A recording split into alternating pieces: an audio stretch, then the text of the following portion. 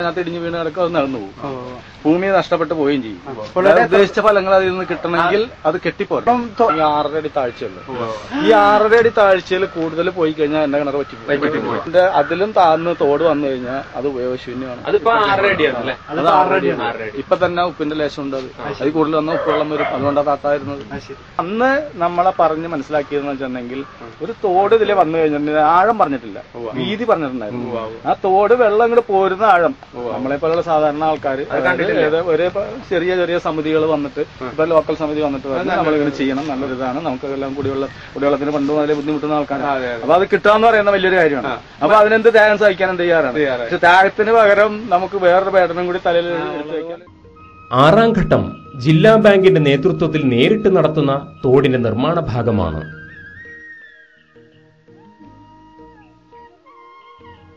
പാപ്പനംകോട് കുറ്റിക്കാട് പാടശേഖരങ്ങളിലൂടെ വളരെ ആഴത്തിൽ കുഴിച്ചിരിക്കുന്ന തോട് പാടശേഖരങ്ങളുടെ അന്തകനായി മാറി. സാധാരണ എല്ലാ സ്ഥലത്തും വെള്ളം വരുന്നത് ഭൂമി നിരപ്പിന്ന് മോളിക്കൂടെ ആയിരിക്കും കനാൽ വരുന്നത്. ഇവിടെ മാത്രമാണ് ഈ 3.5 മീറ്റർ താത്തിയിട്ടത്. ഇത് മണ്ണെടുത്ത് കാശ് മേടിക്കാൻ വേണ്ടിയിട്ടാണ്. ഇത്രയും മണ്ണെടുത്തതിൽ മണ്ണെടുക്കാതെ കൊണ്ട് പോയേക്കണത് ആകെ ഇവിടെ മാത്രമാണ്. ഇത് ഞങ്ങൾ സമ്മതിച്ചില്ല.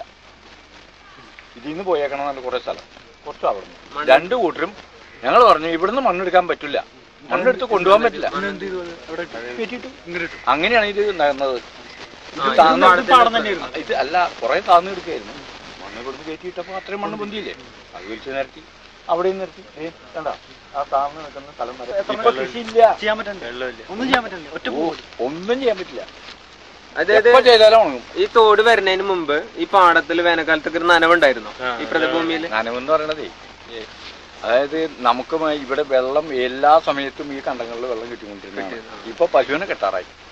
അങ്ങനെ ഗുണം കിട്ടി, എല്ലാവർക്കും കിട്ടിയ ഒരു മെച്ചം അതാണ്. നനവ് പോയി.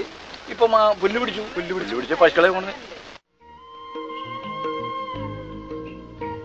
കൃഷിയോഗ്യമല്ലാതായപ്പോൾ കർഷകർ ഇഷ്ടിക നിർമ്മാണത്തിന് പാടം കുഴിച്ച് മണ്ണെടുത്തത് തർക്കങ്ങൾക്കും പ്രശ്നങ്ങൾക്കും കാരണമായി.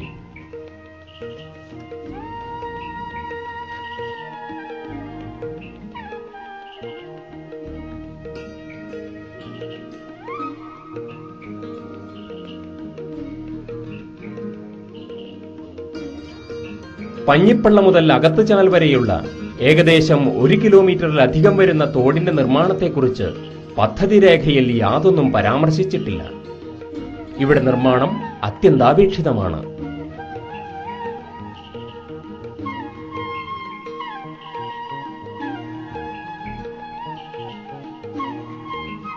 ഈ പദ്ധതി എന്തുകൊണ്ട് പരാജയപ്പെട്ടു എന്ന് പരിശോധിക്കുമ്പോൾ മനസ്സിലാകുന്നത് പദ്ധതിയുടെ നിർമ്മാണത്തിനു മുമ്പ് ഒരു മാസ്റ്റർ പ്ലാൻ തയ്യാറായിട്ടില്ല എന്നാണ്. ഇത്തരം ഒരു പദ്ധതിക്ക് ആവശ്യമായ ശാസ്ത്ര സാങ്കേതിക പഠനങ്ങൾ നടത്തിയതായും കാണുന്നില്ല.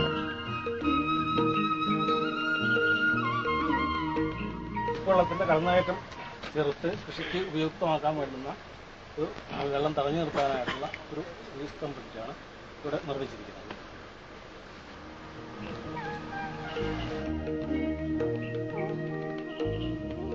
മാക്സിമം വെള്ളത്തിന്റെ ലെവലാണ് ഈ കാണുന്നത്.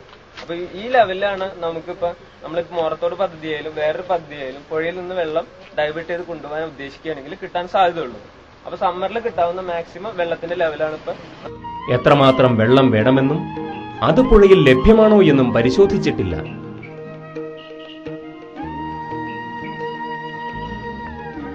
ഈ പദ്ധതിയുമായി ബന്ധപ്പെട്ട പരാതികൾ പരിശോധിച്ച് പരിഹാരങ്ങൾ കണ്ടെത്തുന്നതിന് പഞ്ചായത്ത് ഭരണനേതൃത്വം തയ്യാറാകാത്തതും പരാജയത്തിനൊരു കാരണമാണ്.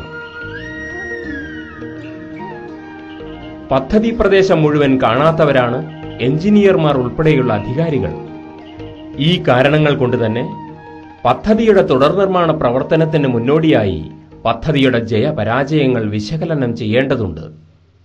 ഇനിയും ഇവിടുന്ന് ഈ അകത്തിയാലിലേക്കുള്ള ഓരുവെള്ളം കയറുന്ന തോട്ടിലേക്ക് വെറും 75 മീറ്റർ മാത്രമേ ഇനി ഇവിടുന്ന് കുഴിക്കാനുള്ളൂ. അതിനിടക്ക് ഒരു 500 മീറ്റർ മാത്രമാണ് മോർത്തോട് ജലസേചന പദ്ധതിയുടെ തോട് നിർമ്മാണ പ്രവർത്തനം ഇനി നടത്താനുള്ളൂ. അതോടൊപ്പം തന്നെ ഒരു 5 കൽവെട്ടുകളും നിർമ്മിക്കാനുണ്ട്. മോറത്തോട് കോളനി നിവാസികൾ നേരിടുന്ന പ്രശ്നങ്ങൾക്കും മറ്റ് കാർഷിക നാശനഷ്ടങ്ങൾക്കും പരിഹാരം കാണേണ്ടത് ഏറ്റവും പ്രാധാന്യം നൽകേണ്ട പ്രവർത്തനമാണ്. മറ്റുള്ളതെന്ന് പറഞ്ഞു കഴിഞ്ഞാല് ഞങ്ങക്ക് ഒരു സേഫ്റ്റി ഇല്ല. ശരിക്കും പറഞ്ഞു കഴിഞ്ഞാല് പിള്ളേരുള്ള ഇത്രയും കോളനിയാണല്ലോ. അപ്പൊ ഒരു കൊച്ചു പോലും അങ്ങോട്ട് പോയി കഴിഞ്ഞാല് നമുക്ക് ഒരു വലിയ മുതിർന്ന ആൾക്ക് പോലും ചാടി രക്ഷിക്കാനുള്ള ഇതില്ല.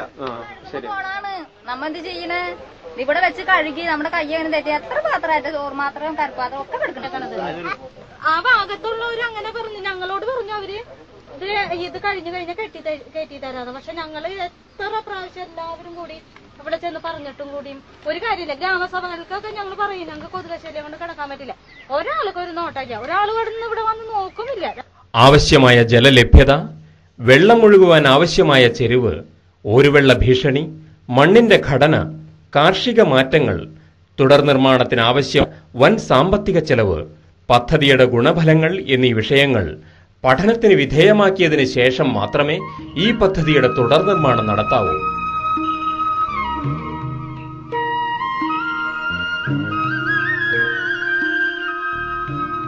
ഈ പദ്ധതി പ്രകാരം സ്റ്റേഷൻ കടവ് തോടുവരെ വെള്ളമെത്തിക്കുന്നതിന് കൂടുതലായി യാതൊരു നിർമ്മാണ പ്രവർത്തനവും ആവശ്യമില്ല. അതുകൊണ്ട് തന്നെ തോണ്ടൽ തോടുവഴി സ്റ്റേഷൻ കടവ് വരെ വെള്ളമെത്തിച്ച് ഓരുവെള്ളം തടഞ്ഞ് ഈ പദ്ധതിയുടെ വിജയ പരാജയങ്ങൾ നേരിട്ട് മനസ്സിലാക്കാവുന്നതാണ്.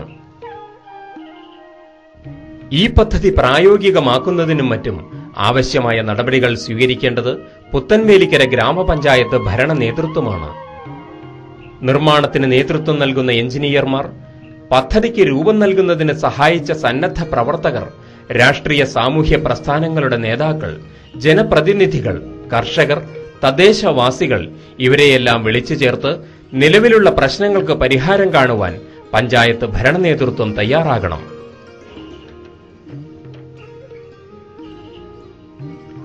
ഓരോ ഗ്രാമത്തിന്റെയും വികസനത്തിന് കേന്ദ്ര സംസ്ഥാന സർക്കാരുകൾ, ത്രിതല പഞ്ചായത്തുകൾ, വിവിധ ഏജൻസികൾ ഇവർ നടപ്പിലാക്കുന്ന ഓരോ പദ്ധതികളും ജനപക്ഷത്തു നിന്ന് സൂക്ഷ്മതയോടെ പരിശോധിക്കുവാൻ ഉപഭോക്താക്കളായ നമ്മൾ തയ്യാറാകണം.